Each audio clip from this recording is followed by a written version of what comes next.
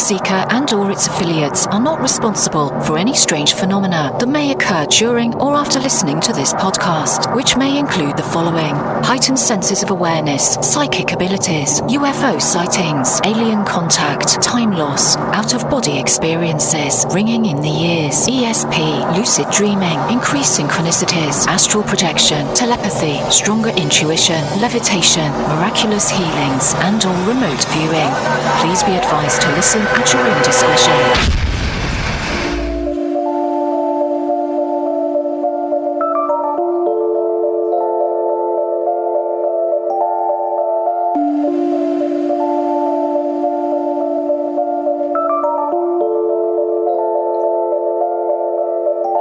Won't you come and take me away?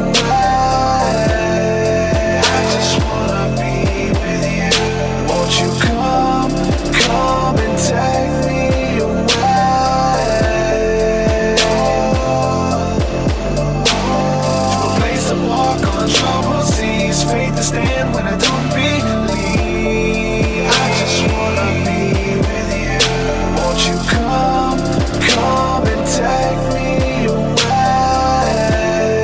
I just wanna be with you. Won't you come? You are now locked into the TruthSeekah Podcast. Gargoyles! Psychics! Everything's ungodly! Dark savage! Streaming live at TruthSeekah.com. She's not a Christian! Give it up, y'all. Your portal to the paranormal, esoteric, and all things spiritual. She's tampering in dark-sided stuff! And now, your host, TruthSeekah. Yo, what is up, ladies and gentlemen? I'm your host, TruthSeekah. This is the TruthSeekah Podcast. Excited and delighted to be with you guys again today for another beautiful episode where we cover all things spiritual on this podcast. I want to say a huge shout out to everybody supporting my work and making this podcast a success, making this podcast available. All the Patreon supporters. Without your help, I could not do this. This is a listener-funded show.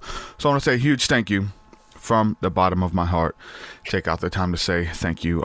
Shout out to Ethan Womack, Jacob Wooten, Florian Burdent. Thank you guys for believing in the work and coming on as supporters. You guys are awesome.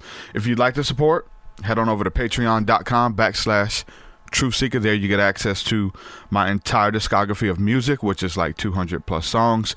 You get access to our Thursday night School of the Mystics, a bunch of behind the scenes stuff, bunch of discounts, meditations, bunch of really cool stuff. Head on over there. Check it out. Patreon.com/TruthSeekah. So yeah, that's that. My new book, Spirit Realm, for all of you who are watching on the live feeds. There it is. Spirit Realm, Angels, Demons, Spirits, and the Sovereignty of God, Foreword by Jordan Maxwell. If you haven't had a chance to check this out, make sure you get it. It's now on Kindle and all the digital outlets as well. So you can go to check it out on Amazon. It's available there. Thank you guys for all the support on that effort as well. So yeah, thank you guys. I want to say a huge thank you to everybody who's been sharing and retweeting all of that stuff with the book, because it's, you know, gone above and beyond so far, like being able to self-publish a book and the success that it's had. Thank you guys. I've shown some publicists and they're just kind of blown away, the fact that I was able to do that with something that I've built by myself and not have a machine behind me. Thank you guys. Without further ado, we're going to jump into today's podcast. Today my guest is Corbie Mitleid. I said it right, Mitleid, right? You did. All right. Welcome to the podcast. And you say your last name's German, right? Yes. Corbie Mitleid is actually a chosen name, the way Elton John was a chosen name. Corbie is Gaelic. It means raven. Ravens are my birds. Mitleid is German for compassion. It reminds me why I do the work I do. Awesome. Names are powerful. Yes, they are. Especially going back to like the Hebrew tradition, whatever the person was going through at the time, the parents, they named the child as an expression of kind of what they were going through or what they wanted their child to become before birth. It's kind of interesting as well. Like I picked my name TruthSeekah as a hip hop name. I needed a hip hop name to be introduced as, and it was TruthSeekah with the ER at first, and then changed the spelling up just for branding and just the way I pronounce it purposes or whatever. And I never thought that I would kind of grow into it and evolve into it when I would introduce myself as that name. And it just became deeper and deeper and deeper of this persona of someone who is just perpetually seeking the truth. And names are powerful. Names are important. And remember also, when you do numerology, the vibration of each letter of the name gives you your traits, your abilities, what you're going to be working on. So, names are magic. It's simple as that. Yeah, I haven't done the breakdown of that, but I'm sure my life is the essence of those numbers and stuff as well, right? Yes. So tell us a little bit about yourself and who you are. You got a couple books out. You've been doing this for a very long time. Just kind of who you are, what you bring to the table for those people who have never heard of your work. Okay, it's what I call the 30-second elevator spiel. That's it. I've been doing this since I was 18. I'm 64. It's my full-time job, sometimes 40 weekends a year, coast to coast and into Canada. I am what I call your straight, no chaser reader. There is no fluffy bunny at my table. It's here are your opportunities. Here's the tough stuff. Here's your toolbox. Go rock and roll. I'm what I call a general practitioner. I'm a certified professional tarot reader. I'm a past life specialist and one of the main channels in Robert Schwartz's book series, Your Soul's Plan and Your Soul's Gift. Yes, I talk to spirit guides and angels, and yes, I'm a medium, but I remind people we're not dial-a-dead. If Aunt Rose is on a field trip up there, she will not be by the phone. That pretty much covers it right there. And I'm fun. Yeah, and I've seen that just through your branding, your book, your pictures, like a little bit of everything. That it's like I feel like you do take your work serious, right? You take it very serious, but it's just still like it's okay to let your hair down. If you're not having fun, then what's the point? That kind of stuff is kind of what comes through with some of the stuff you bring to the table as well, right? The whole point is I take my work very seriously, me not so much. There you go. That's good. So, yes. Have you found that, because we're going to talk about some of these little faux pas and just this weird kind of stuff in the psychic realm and the spiritual healing. I want to get into a lot of that. But have you found that, like, if you're not able to laugh at some of this stuff or even laugh at yourself or take yourself so seriously that it will drive you mad? So, like, you have to be able to laugh at this stuff? Well, not only will it drive you mad, but it'll drive your clients mad too.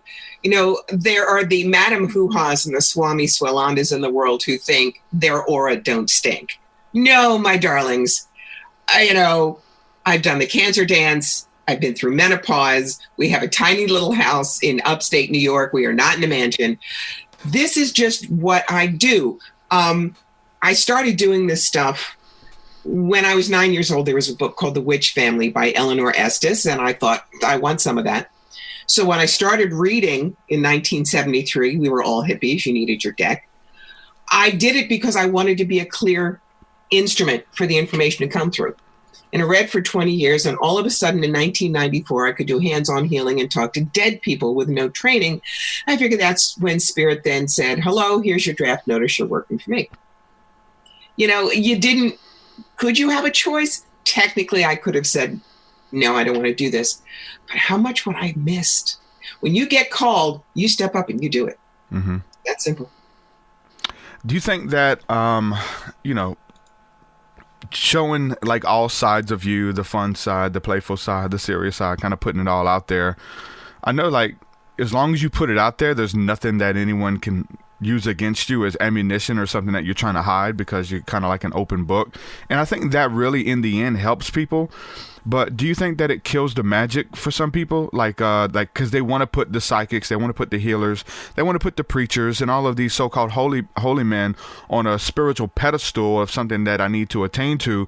But when you find out, like, all of these people, they're just like you and me. They're just regular people. Maybe they've only shown you the spiritual side, so there's this persona that's built up. Does it kill the magic for people? Because there's a lot of people who like want to go to the most person, right? They don't want to come to the person who's just fun. And if they want to do that, live and be well. There's nothing wrong with that. But the way I've always dealt with it is there's this wonderful spiritual but political wise man. His name is Steve Behrman. He's also known as Swami Beyondananda. And I always said I wanted to be a combination of Swami Beyondananda and Wayne Dyer in drag. funny as hell, but normal enough you could borrow my lawnmower.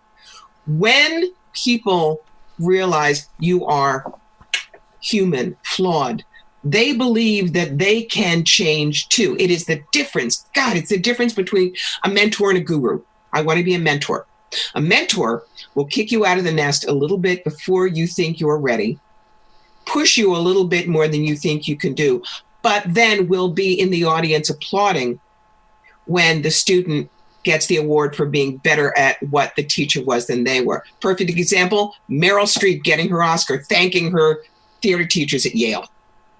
Gurus are the ones that say, well, I am special and I have this amazing connection with God, and you will not to achieve it in this lifetime, but you can buy my Jesus deck. Yeah. No. Yeah, I've got some messages from a couple people that I've had their publicists and people reach out to me, and I kind of look at their stuff, and it was like, would you refer to that somewhat as like the Messiah complex?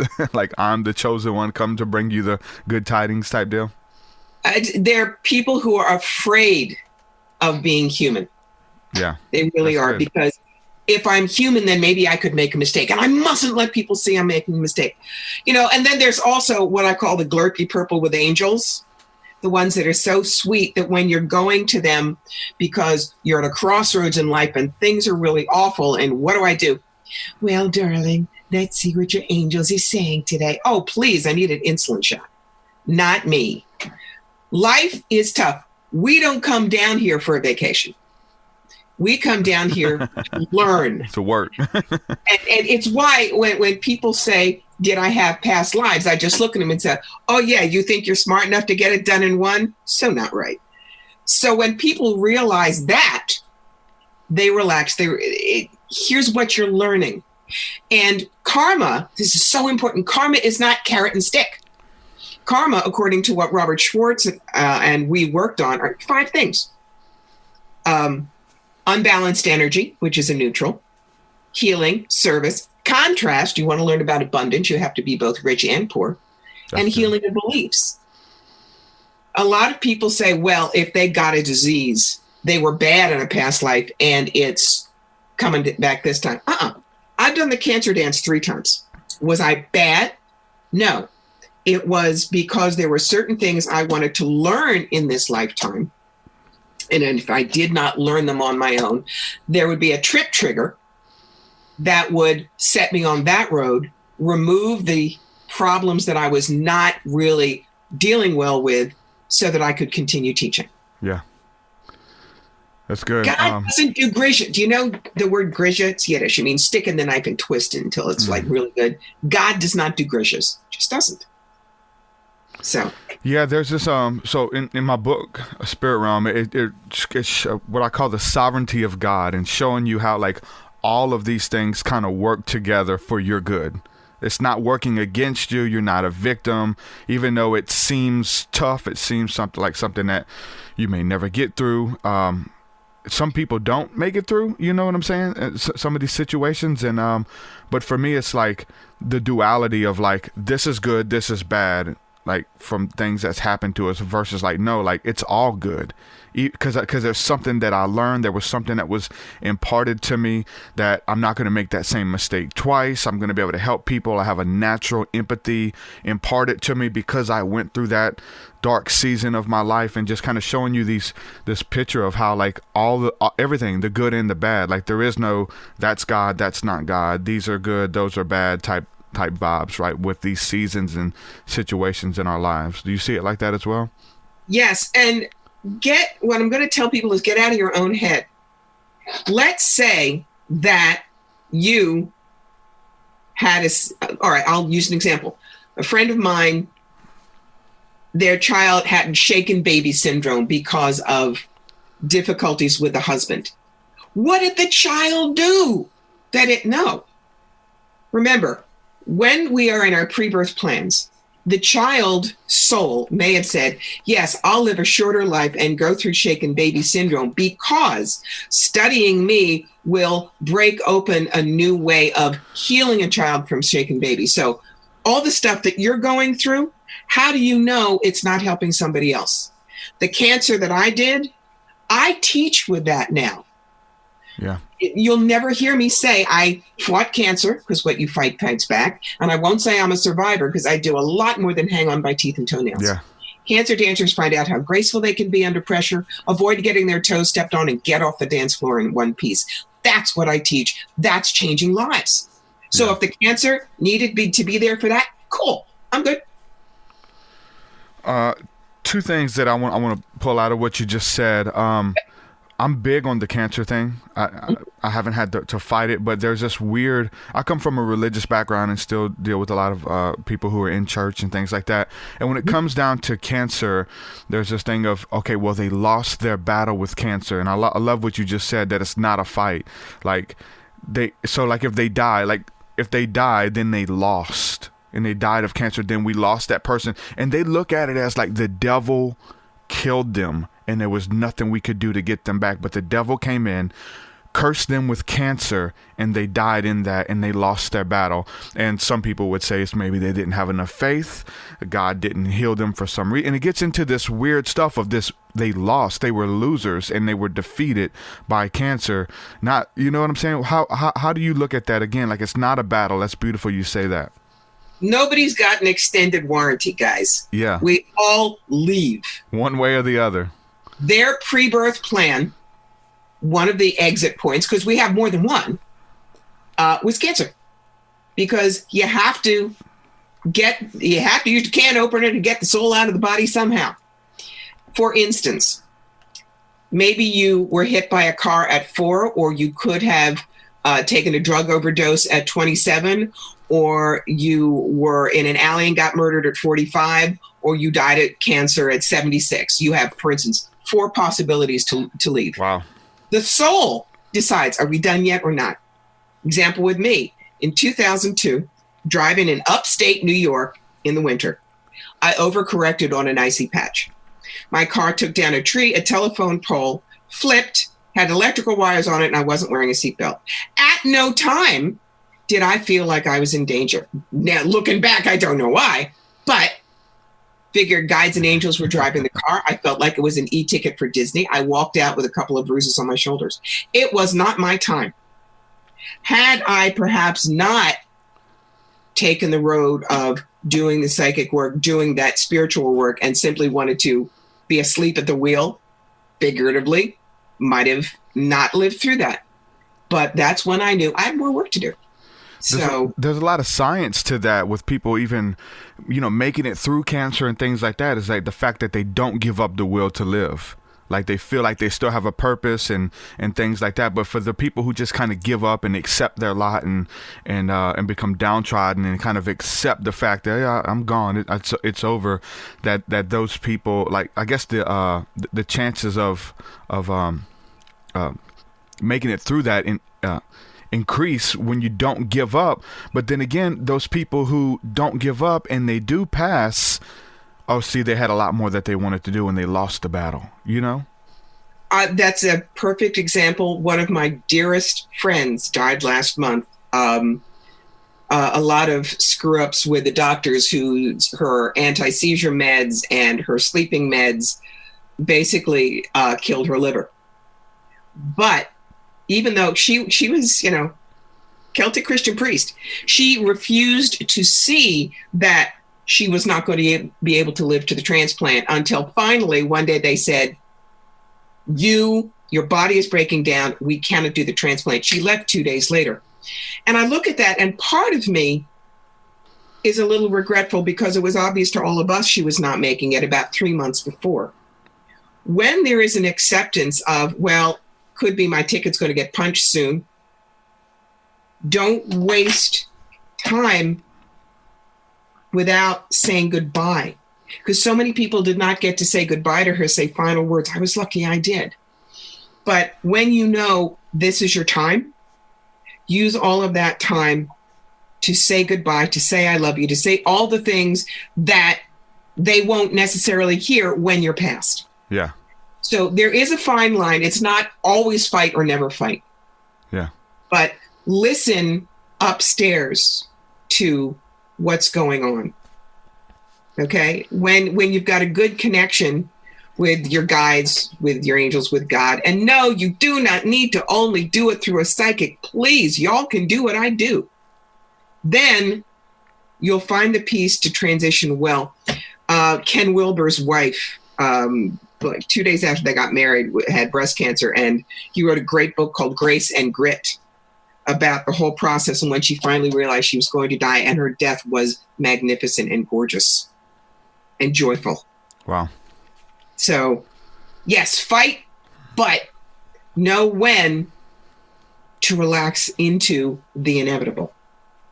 That's good. Now, I deal with a lot of people who are going through stuff and trials and tribulations and stuff like that, but there's this weird like dichotomy that comes into play, and I'm sure you do as well, because people who like energy healing, being able to move and push energy and be able to discern negative beings and entities around people, or juju that they got to kind of work off of them. So people want prayer to kind of find peace in the midst of the storm, and, you know, demonic influence in their life and these negative entities that are leeching off of their auric field, you know, however you want to put it. There's people who come to you who want help, and they find relief after prayer, after meditation, and some of these tools that we use. But then again, I do feel like there's, and maybe it is the reason they get to it is because we help them shut the doors, right? But I feel like there's some of these things that come into our lives that are here to assist us. Again, like we're talking about, like some of this negative stuff or the bad influences are here because we've opened up doors, and people want us to kind of just pray away or remove the energy that they're kind of bringing to themselves. And if we don't get down to the root of it, it's going to keep coming more and more, and it's going to get stronger and stronger each time it comes back.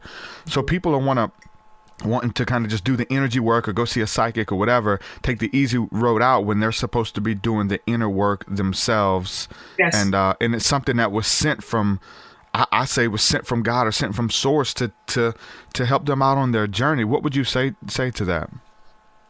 If God is the central point, the beginning and end of everything, then even the deviltry has to, in some sense, come from God.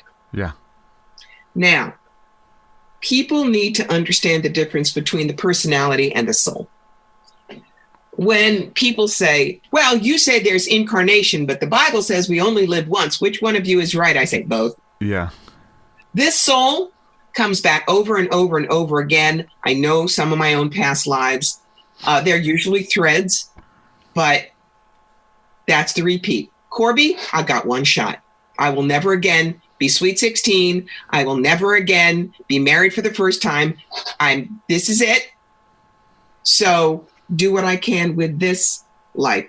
The negativity and the deviltry doesn't touch your soul. Forgive me, it doesn't. Your soul cannot be eaten by a devil. The personality can be torqued really badly. Yeah. But the soul is never lost, and the soul is always connected to God. Always. Yeah. That's good. It really, I always talk about this whole self-examination process to make sure that, hey, I'm doing the inner work. Like there's nothing that I've opened myself up to that would, cause me to open up these doors. And if they are, then if you're doing the inner work, then you need to close them, right? You need to kind of make those adjustments and, say goodbye to some of those abusive relationships or these crazy people you're allowing to speak into your life that's birthing weird thoughts in your mind, all this crazy stuff, and be able to find out what it is, close those doors, and move on to the next level. 'Cause I believe there are levels to this. Again, if we're talking about taking tests and going through courses and learning lessons, right? So being able to do that inner work yourself and really let that self-examination process for me, it's like, okay, what did I will into my life as far as like, what am I like physically doing in the physical plane that opens up doors to what is like sent to teach me a lesson like this from God. Even though it may be negative, it may seem uncomfortable, but I can see that there's a lesson in this for me. I can see that there's going to be a way out. And once you kind of like, you get accustomed to doing that, it becomes like a game or even, and you can see why that's coming to you, and you understand how to get through it, and you help other people navigate through their stuff as well, right? Absolutely. It's funny. Words are my drug of choice. So when I heard you say the phrase, teach me a lesson, people hear that and go, teach me a lesson. And they figure it's a finger in their face. I'm going to teach you a lesson. Right. Work. I prefer to think about it as work through a challenge. Mm-hmm. Notice how neutral that is. One of the reasons some intuitive counselors, psychics, whatever you call us, are better to work with than others is we don't should on you. You should this, you should that. When people come to me and say, I want to know, where's my soulmate? When am I going to meet him? Yeah. That's so crazy, right? Well, number one, they're getting soulmates and twin flames mixed up. Okay. Soulmates are our core team, and we don't always marry them. In my life, my father was my best friend. He was a soulmate. My last husband, no. This one, yes. My spiritual mentor that I busted up with after 25 years, so were they. When people think twin flames, it's Bogart and Bacall, John and Yoko, Bert and Ernie. Even Jimmy and Rosalind Carter, George and Barbara Bush. I mean, look how long they were together, complete with love. Those are twin flames. So what I tell people is, if we only had one, we wouldn't get divorced. So when you tell a psychic, I want that, and they say, well, I see you, he's blonde and 6'4", he's a lawyer, and his parents are from Geneva, and you're going to meet him at a symposium. Well, maybe. But because you are focused on that, there could be this brown-haired performance artist from Brooklyn who's 5'7" and whose parents came from Germany, and you meet him in a bar. And both of those people would have taken you along your life path to teach what you needed to learn perfectly. But because Madame Hoo-Ha said this, she's just taken away your free will on the Brooklyn guy. Don't go for yes or no questions, guys. That's good. Go for how do I? Go for the empowering questions. Yeah. That's how you keep people from doing the, oh, I'm so sorry, you have a hole in your aura, but I have a $600 candle will fix for you. Do you know how many people I've had to pull out of situations like that? Don't. And they come to you expecting that because they've seen it and they want to help you, get you to help them find that person. It's like, I can give you the guidelines to kind of work by, but as far as like calling them out and telling you that's the one for you, I've seen some bad situations. I've seen in the church realm, right? There was a guy who he was gay, and he'd come into the church meeting and stuff, and so they tried to pray the gay away, tell him he wasn't gay anymore, and they tried to they like played hookup in the church. The churches do this. They play hookup, and they hooked him up with a girl who just got out of the party scene. She's trying to get her life together, and it's like, hey, these two would be a good match. Let's put them together. And they almost tried to like will and kind of force and prophesy, I see wedding bells over you in the spirit. Like they would say little things like that would mess with these people who were very naive in the faith, if you will, right? They're new to all of this, and they were like trying to get them to marry each other, and this guy was still gay. Like they were trying to like force it together, and it's kind of like along the same lines of like being pushed into something, the soulmate thing, or I can see this working thing, and trying to play hookup. And when you call out names like that, you can give people the guidelines, but as far as like, there's like a weird ego thing, there's a controlling spirit that's there, and they don't look like that. They look like this. It's not the first guy, it's the second. You know, and all, really? Like, have you met him? You know, some of that kind of stuff, you know? Yeah, what I had call it, where the hell is he question, okay? And I'll do month by month for 3 years, and there may be 5 possibilities that show up, and I'll point each one of these out. But then it's up to them to make the choice. Simple as that. It's good. Yeah, it's good. I can tell you what works for me, and I've even had to kind of change my terminology a little bit about works for me, because my situation's a little bit different, and there's just been everything. I've been with the same girl since I was 14. I'm 35, you know, and I try to give you those parameters, because for me that they are the parameters, but like I know every situation's different and stuff, so I have to like change my verbiage, because I remember telling some people recently in some private sessions and just giving wisdom, was like, don't find the person you can live with. Find the person you can't live without. And I know that sounds beautiful for me, but that's not everybody's story, because they begin to examine their marriage and like, I can live without her. I was like, oh, wait, hold on. I had to get that out of my vocabulary because I found out that that's not common. You know what I'm saying?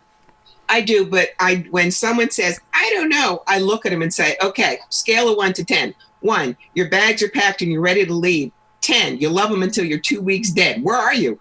Then they can put it on a scale, and then we can see, do they really want to work on it or not? Yeah, you know what the weird thing is, we know that working with people that they're just looking for a yes man or an amen, or should I leave my wife?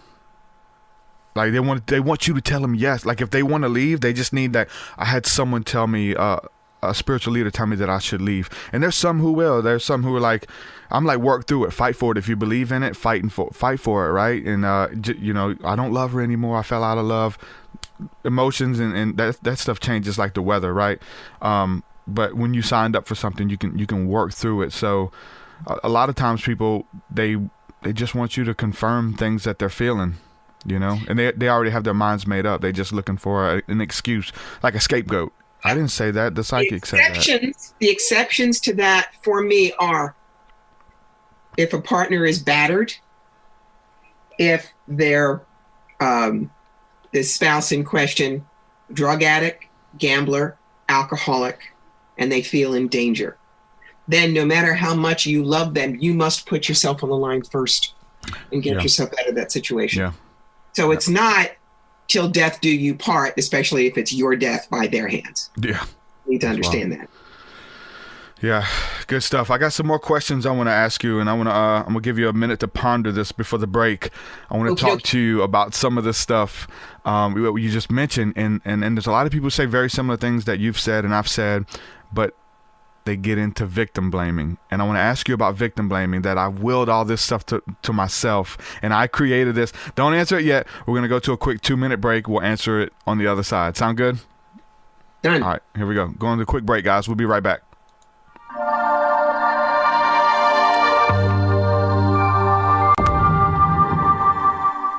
So the Encountering Jesus, the Hem of His Garment meditation, man, if you guys are familiar with the story in the Bible with the woman with the issue of blood, you're pretty much coming at it from her perspective. So you're translated back to ancient Jerusalem 2,000 years ago, and you're walking through the streets. Now, there's ambiance, we have voice actors and all of these things as you're encountering people walking through the streets. And as you're moving through the crowded streets, there's things on the left and on the right. They're trying to get your attention. There's vendors trying to sell you things. There's groups of ladies that you meet who are trying to pull you off the road. They're trying to gossip about you. You see all of this stuff going on, but you see Jesus straight ahead. And you're just trying to focus on Jesus with all of these different distractions that are coming. And the different distractions that I put in there were something that God translated to me that people were dealing with. And some of it was stuff that I have conquered in my own life that I was able just to kind of start rolling with it when the Lord told me to go there. But it's dealing with gossip. It's dealing with slander, backbiting, inconsistency, and getting pulled off the path. So as you're going through the meditation, you're being ministered to for some of these areas in your life that we've all struggled with. So again, you're pushing further. You see Jesus ahead of you, and you just know that all you got to do is get close to Him. Everybody's fighting for His attention, and you just know you just got to get close enough just to say hello. Just close enough. If He can see me, I just got to touch Him. And so you go in, and I don't want to give it away, but you go in and you encounter the love of Christ. You encounter Jesus. He ministers to you, and it's just this beautiful encounter that you have. And it's about 16 minutes, but as you have this encounter, I've also created these meditations so that you can just kind of keep going. As you go in, you're already deep into the trance state. You can kind of keep going with the encounter. So the music continues to go for an hour. So there's testimonies about people who are going in and they're encountering Jesus, they're encountering God, they're encountering angels, and really just getting downloads from the Father's heart for themselves. So I urge you to check it out. The Encountering Jesus, the Hem of His Garment meditation, and I guarantee that you'll be blessed from checking it out.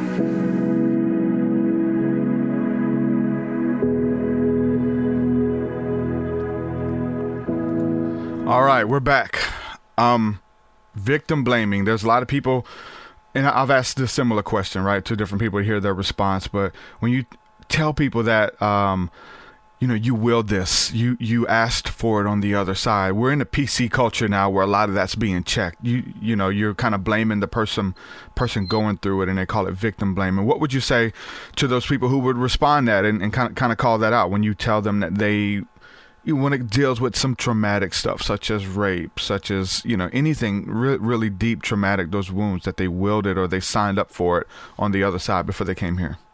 Again, you have to separate out between the personality, the one and done, and the soul. It is the soul that decides what it wants to learn. Okay? It's not that the personality was so stupid that it went in front of a car. When people try to understand that, the personality and the soul may get mixed up about it. I use Matt Smith.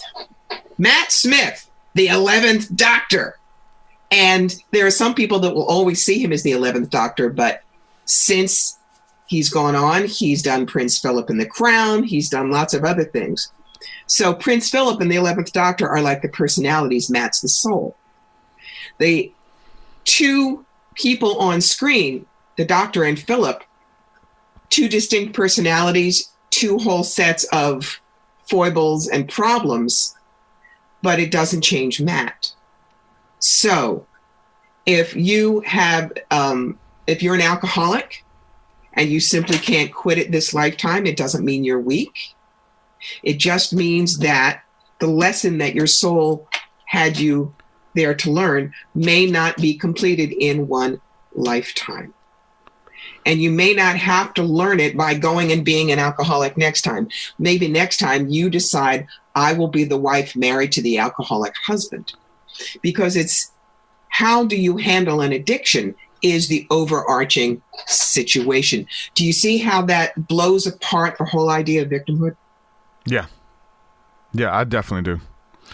What happens to the soul on the other side?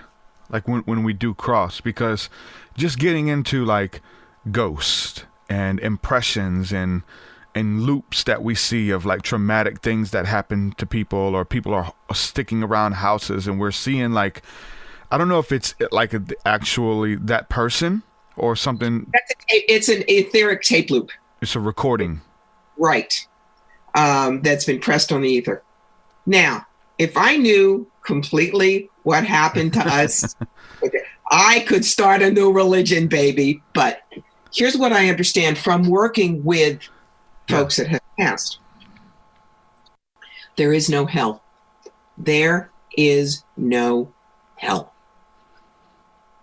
You have your life review, and you must feel what you caused.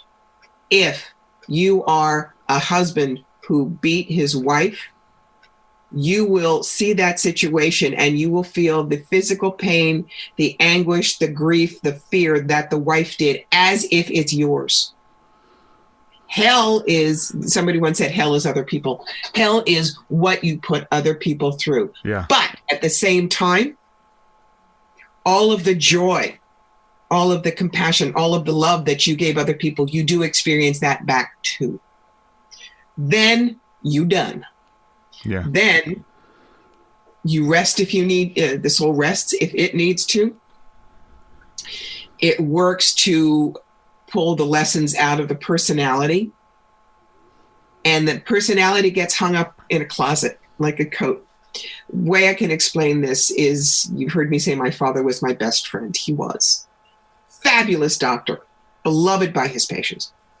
Well, he's been gone since a week before 9/11, so he is well into his full soul self. But when I need to speak to my father, especially if I'm doing some medical intuitive work and it's cardiac and Dad was a cardiologist, when I see him, he's Dr. Dorkin in his white coat and a stethoscope and looking like my dad did at about 70, which was when we were really, really close.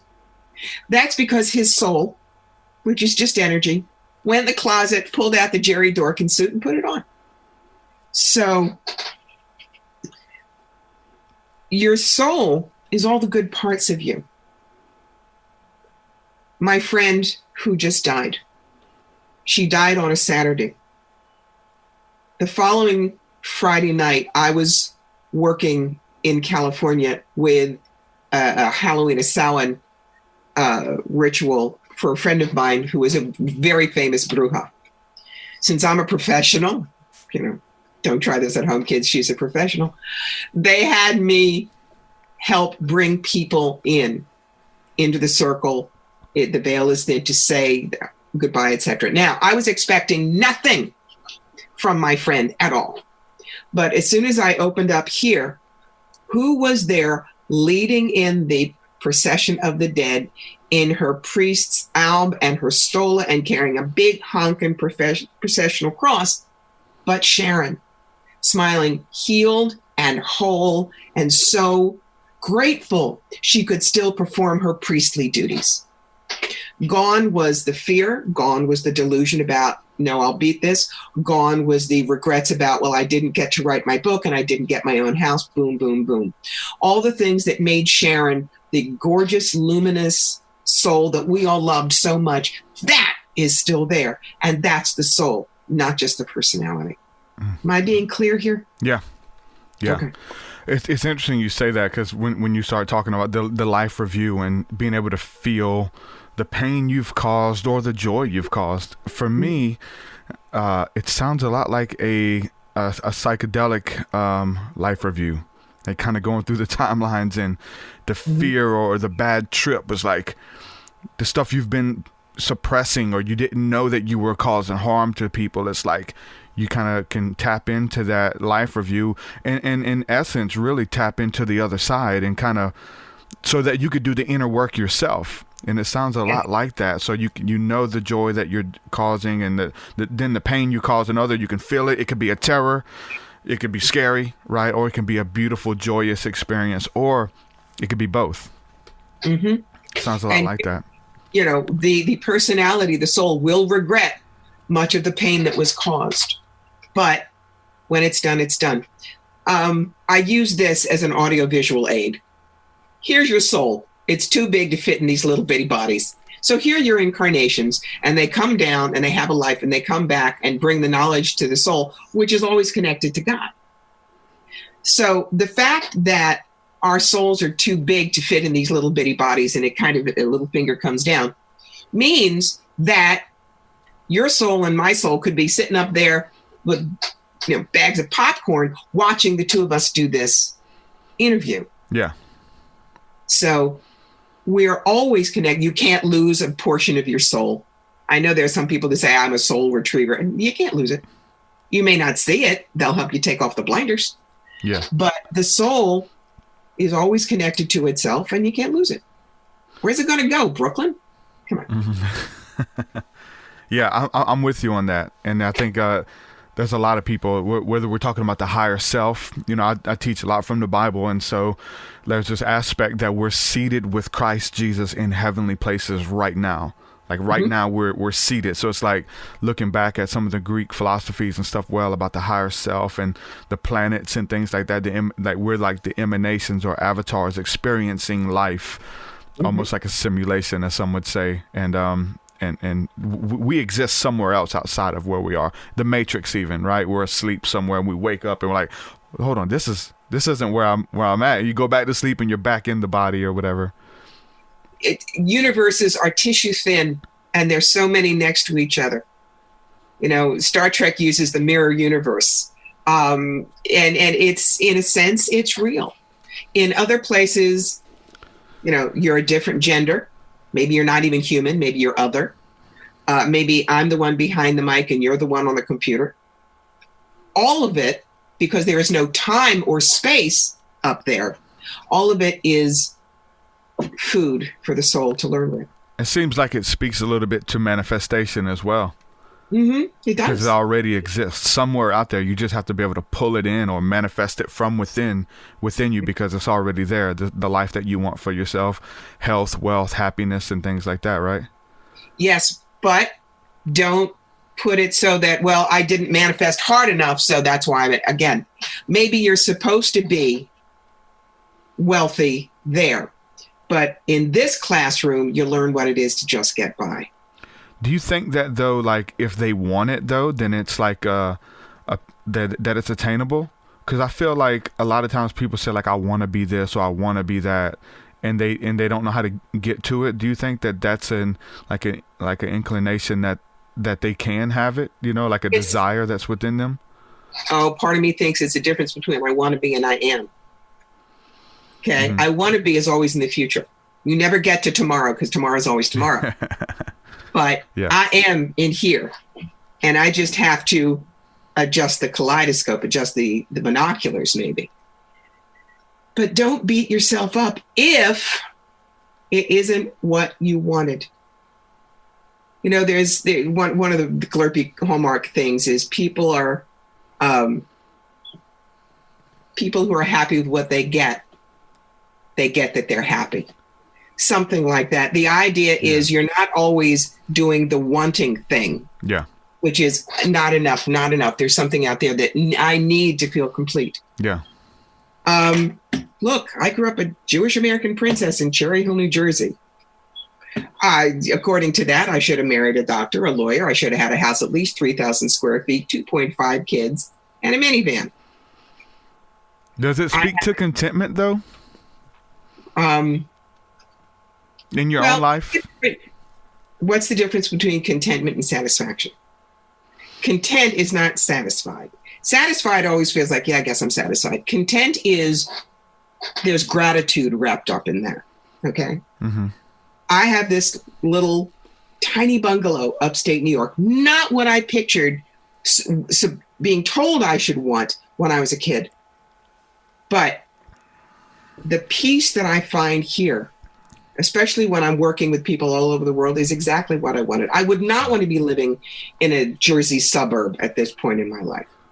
So the fact that I didn't get what I thought I was supposed to get was God being perfect and saying, trust me, darling, we know where you need to be and we'll get you there. Yeah. Yeah, being satisfied, being content. And then what about settling? You're just settling. Like, it is what it is. I can't change it. And I ask these questions because we get, a lot of people wanting to, like, what I'm saying, manifestation, the law of attraction, things are just outside your reach and stuff like that. And so for me, like, I was a truck driver for like 10 years, and I got to this point. I knew I was supposed to be something more than that, right? I knew I was destined I had a longing inside of me to do my music and to do healing arts and podcasting full time and all that. But it seemed so far away. Like it seemed like it was something that I couldn't attain. And there was these weird feelings of like, hey, don't focus on that anymore. You missed your chance, and all of these reasons that I should stop. But I was like, it would kill me to stop. Like I would feel like, so I kept on and started doing the inner work and seeing what I can do to make it happen. And, did the inner work. And I don't think that God is a respecter of persons. Like I'm special. And I think anybody can kind of, if they have those dreams and desires that's within them, that they can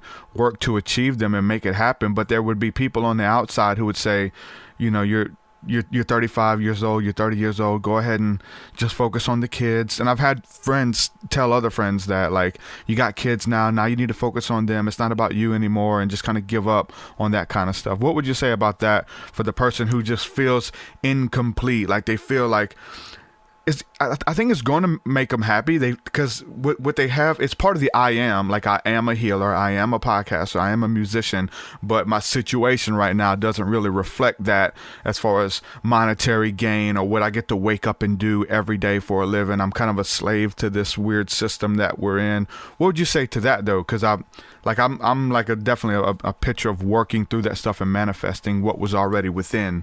I'm gonna take it and put it out a different window. With me, it is always teaching people to find their sentence of passion. Your sentence of passion is not who you are or what you do or even how you do it. It's your vapor trail. So that when you go skidding into heaven on bald tires and fumes in the tank, God hands you beer and says, so? You get to say, I did this. Look at this. Isn't it cool? My sentence of passion is cross the bridge from fear to fearlessness and fly. When I can take somebody from point A to point B when they thought they couldn't make it, whack them on the shoulders, say, here are your wings, you don't need a flight plan. Now get, I'm living my passion, but I've done it as an actress, an author, an inspirational speaker, a legal assistant, a video producer, an executive recruiter, and a psychic. It isn't the job. When you know what you're here to do, and you don't try to dress it up in a particular way, you just say to God, okay, I think we agree. I am here to do this, and you can get me to do that work however you see fit, but this is what I want to tell you I got to do. Now, before I did this work full time, I'd been doing it part time. I was working as an executive recruiter 70 hours a week. I said, all right, I'm going to do evenings and weekends and make sure I can make a living at this. And I did. And 1 year later, I took the leap. But it's putting feet under the dream. It's begin to weave and God will give the thread, one of my very favorite sayings. And it is find your sentence of passion work first.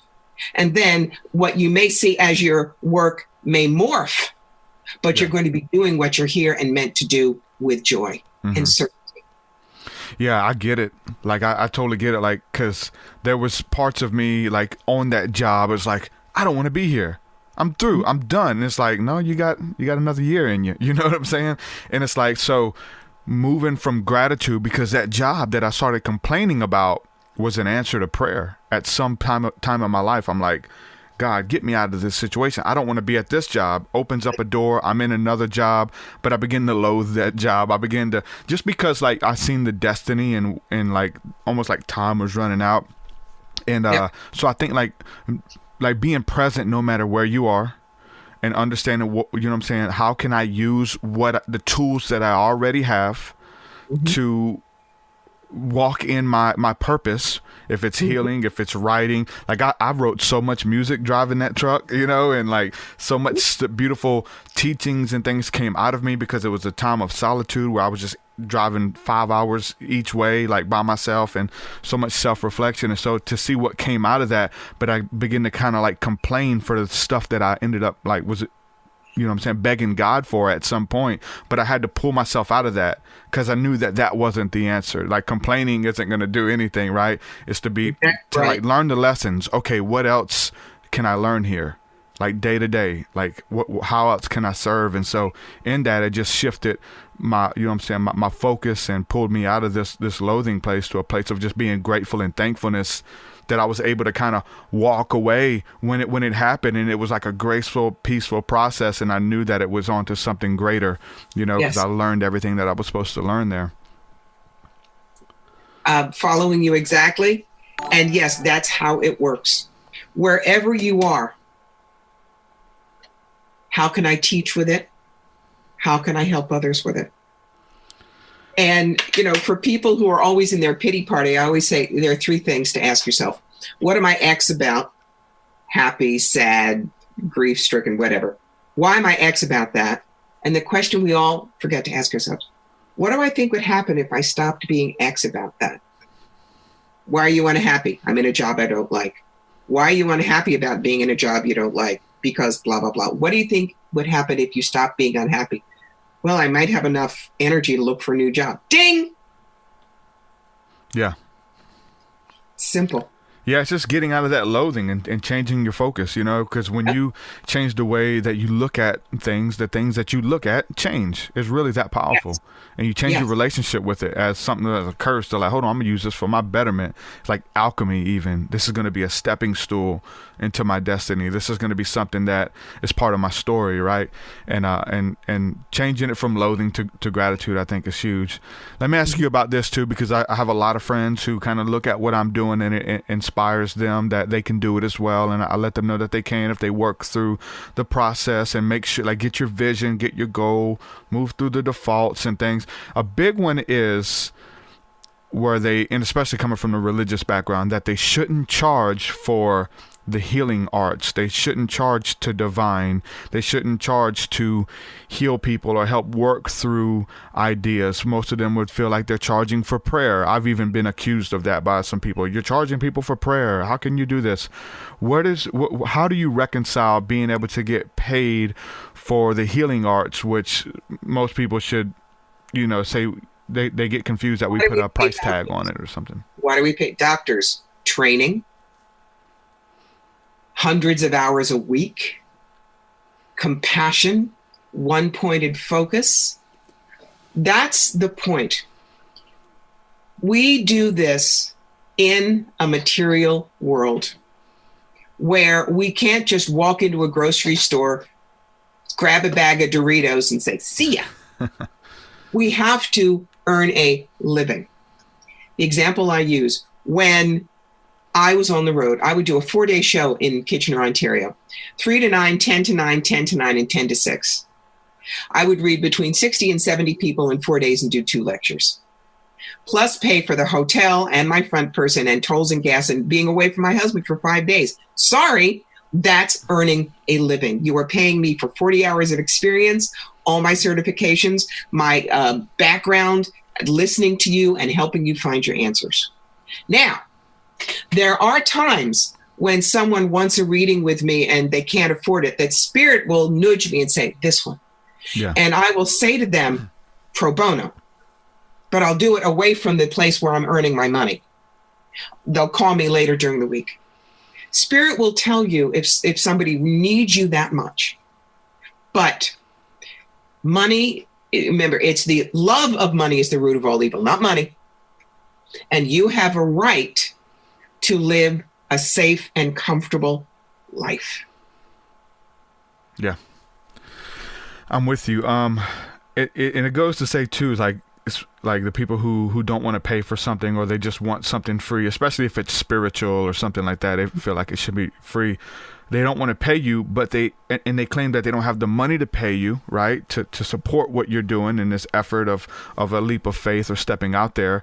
But they have money to go out to eat several times a week. They have enough money to pay for a cigarette habit or a weed habit or a pill habit, whatever it is, their vices to get them through the week. Like, they don't have the money for this, but they have the money to have alcohol and smoke as much marijuana as they want, which is like $100 a week, $200 a week. Like, I know some of those people, they have money. It's just like, where your treasure is, your heart will be also. Like, what you're spending on your money on is what you really believe in. And I found for those people who, even with like sacrificial giving, who kind of like go out of the way to support you and what you're doing, it's so much easier, I found, for them to find their healing, because the money the money represents their faith and what they believe in. And so if they want healing, if they're wanting this breakthrough in their job, that money is just a symbol of that. It doesn't have to be money. It could be many different things. But for us, where we are, if you spending money on something, you really believe in that.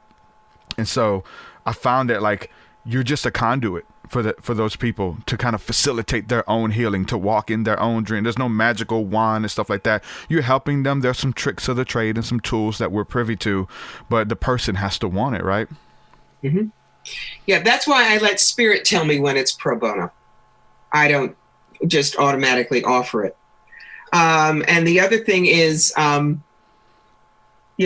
test. If someone comes up to me at an expo, excuse me, and says, all right, tell me something you couldn't know about me, and if you're right, I'll sit and have a reading with you. I look at them and say, I'm so sorry. I don't roll over and fetch either. And I turn my back and I don't get a reading. Respect is part of it. Yeah. Respect is part of it. Yeah, for sure. There's a bunch of that. If you don't, if you're so psychic, tell me the numbers of the lottery, that kind of stuff. Oh, I get that all the time. And I look at them and I laugh and I say, me first. And if your psychic is not at least driving a Lexus, how do you know they know? And they laugh and they realize that's not what Spirit's about. Your spirit guides are not going to say, buy the red car, buy the blue car. They're here to help you grow spiritually. And so that's when you're getting the right questions, the wrong questions. Coming up on the end of the hour here, I want to just ask you really quick about the book. The book is The Psychic Yellow Brick Road: How to Find the Real Wizards and Avoid the Flying Monkeys. Yes. Okay. And I want to plug that and then address it with this question, because there's an influx of all of this stuff now. Spirituality is big business. Like, everybody can be a healer. Everybody can be intuitive. They can be psychic, right? And there's an influx of what's good, and maybe the people who have a better presentation or appear more spiritual are able to charge more, and they look like they're more legit. I will go to some psychic Facebook groups or just spiritual groups, and it's kind of weird. I should be happy for these people, but there's like 80 people going live on Facebook doing $5 readings. I'm sorry. Like, I should be happy that they're stepping into this, and there's an influx, but I don't trust it. I don't trust it. There's kids in the background crying. Dad's cooking dinner. They're doing, hey, send me $5. I'll pull a card for you. And for some reason, I don't trust it. There's an influx there, and you have to work through. I don't feel like a $5 reading is like something that is going to be valuable. There's definitely no value on it. It's only $5. It's just like, hey, let me pull a card, tell you, go move on to the next. You might have to do 80 readings to even make any money. What's the deal with that? Because part of me is like, I should be happy that there's all of these people, but then wading through some of the presentation, there's people behind you smoking pot and drinking and listening to vulgar music, but you want to do readings. No, thank you. No way. I'm not going to keep scrolling. That's their lesson. And maybe that's the lesson of the person who's going to have a reading with them. All of us started as junior birdmen. Yeah. We did. I'm 64, 20, 30 years from now, I'm not going to be doing readings. And the $5 people may have had enough experience and working with spirit that they get up to the good level. It's how people start. Yeah, for sure. Go where you're meant to go. Always read the testimonials. Talk to us directly if possible, but check in here. You're putting your hard-earned money on the table. If the psychic doesn't feel like they have a brain in their head, they really give a damn about what they're doing, or they're going to give you good information, don't go there no matter how cool the wiki-woo looks around them. There are 9 billion people in the world. I'm not going to be able to read them all. There are lots of other good intuitives out there.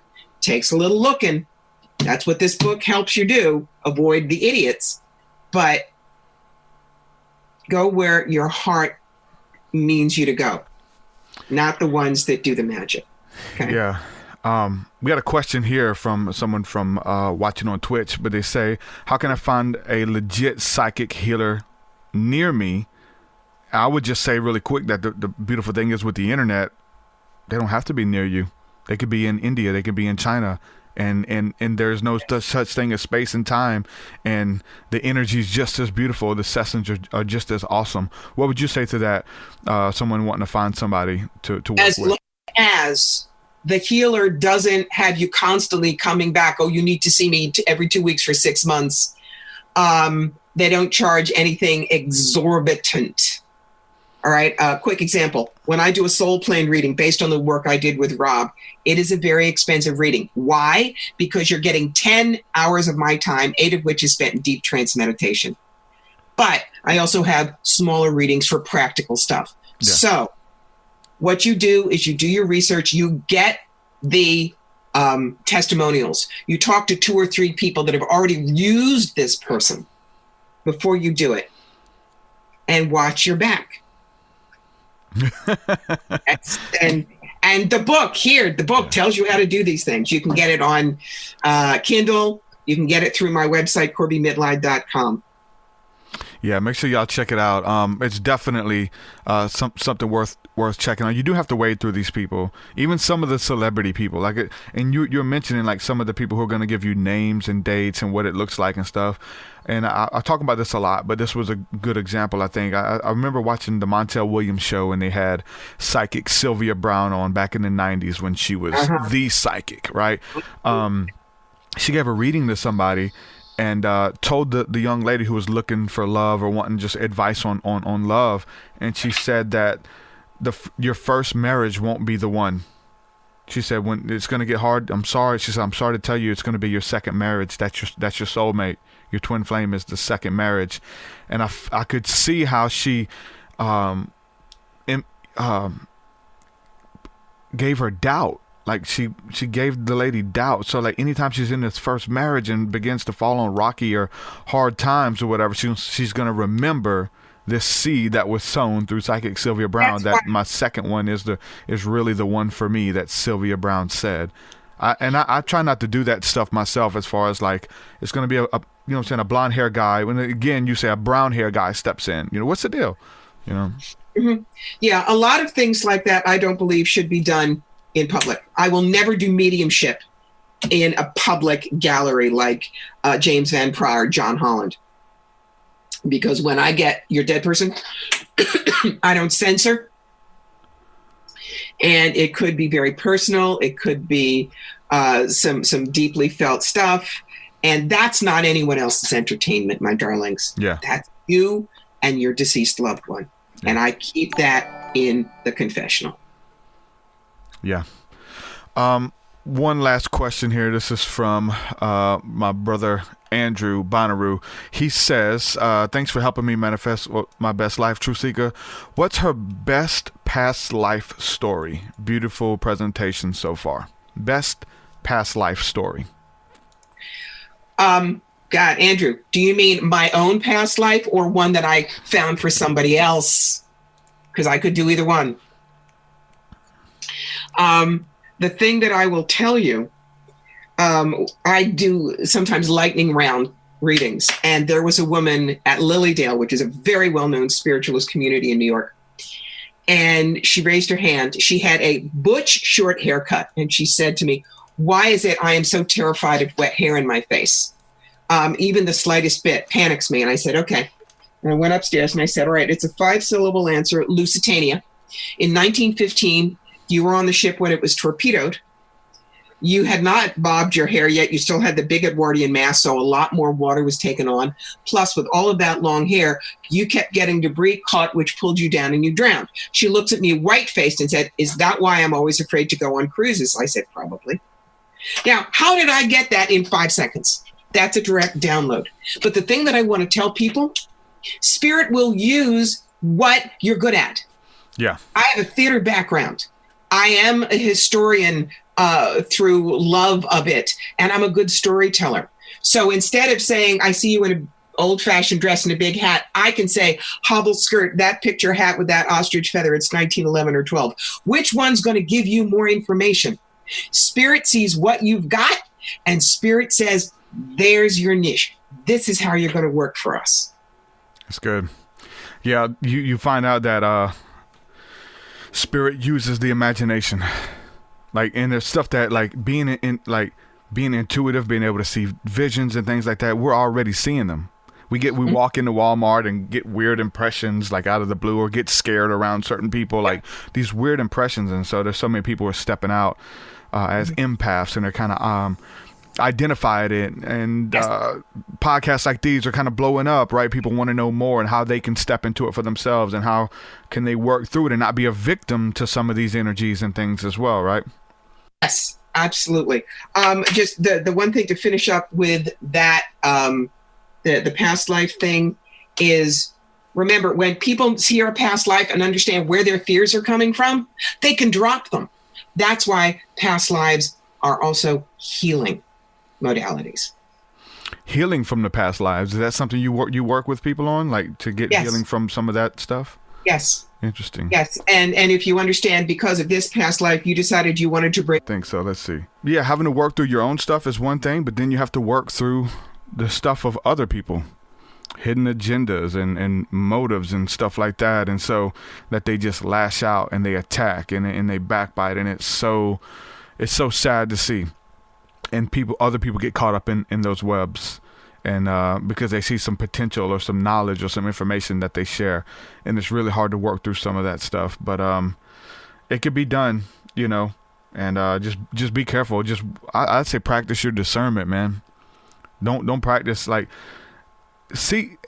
I think part of it is seeing, you know, the bad side, and like how much of the normalcy do you get to see? Because all of these people who are just always spiritual all the time, or who are always in the Word of God, or are always whatever the case is, like, they don't do that all the time. They're regular people. Some of them do that all the time because there is a form of escapism from the human side, which is their enemy. Like, they don't want to be, it's a form of escapism to escape this reality, to escape being a human, to escape having fun or just being a human, which is hard. It's not easy. If it was easy, everyone would do it, right? And just seeing where people are.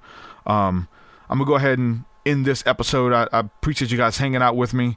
I really enjoyed the talk. I always do.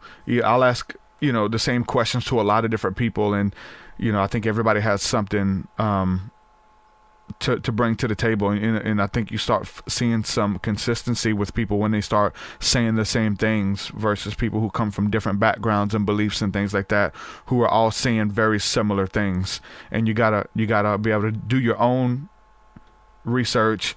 Don't be an imitator of anybody, man. Don't be just a follower of one person and get into like weird sectarianism and stuff like that. A lot of these people, going back to the beginning of what she said, the guru versus the mentor.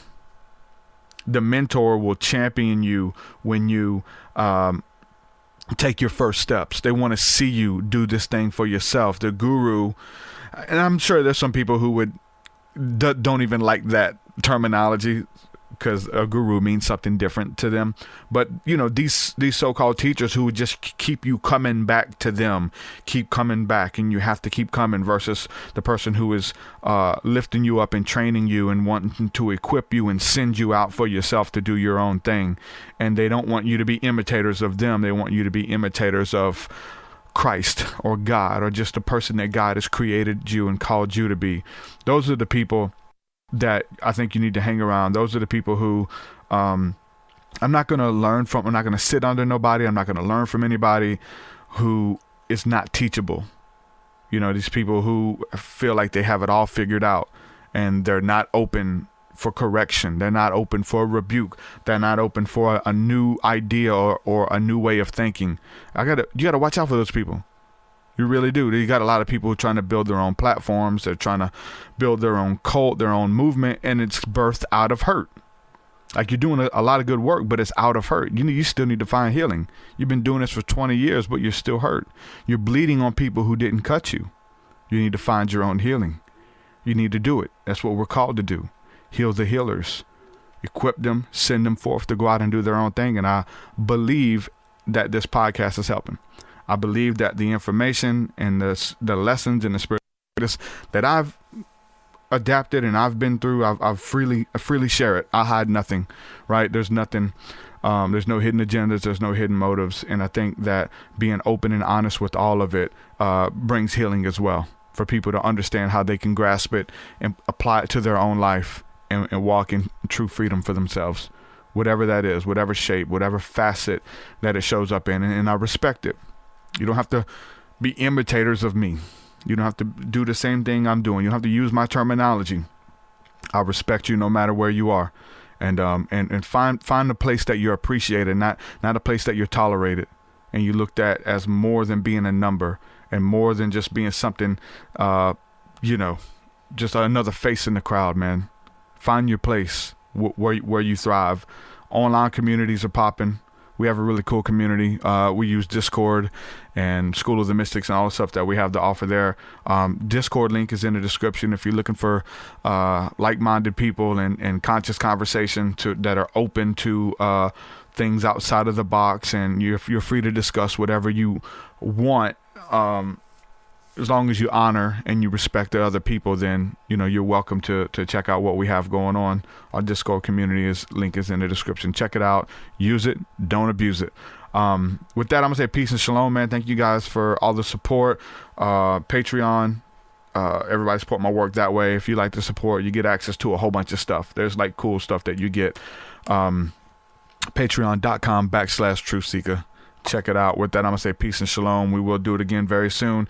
If you have not checked out any of the back archives of the podcast, if you're new to this, which I know a lot of you are, the podcast numbers are they've literally doubled like within just a couple days. And I don't know why the numbers have doubled. So I know there's a lot of new people listening. So if you haven't checked out the back catalog, make sure you kind of browse through there. We've got about 200 and almost 270 or so episodes, and we've talked to some really amazing people over the last couple of years. And everyone has something to offer. There's something to take away from each episode, but There's some beautiful ones out there. Make sure you browse the archive. And for any of those of you who would like to, if you have a book, if you have a service, if you have music, anything that you'd like to promote, we do have ad packages available at TruthSeekah.com/advertise.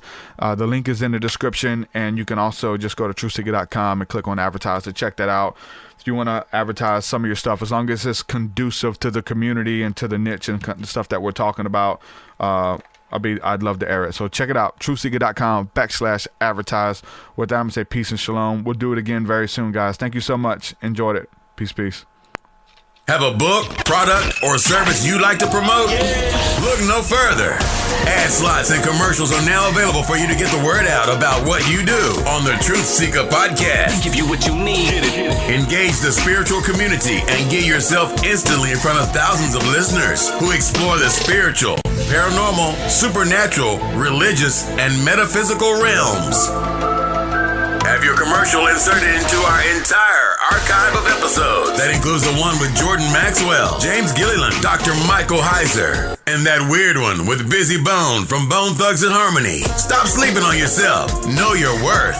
Let's get the word out today about what you have to offer. Head on over to TruthSeekah.com and click on advertise for more info.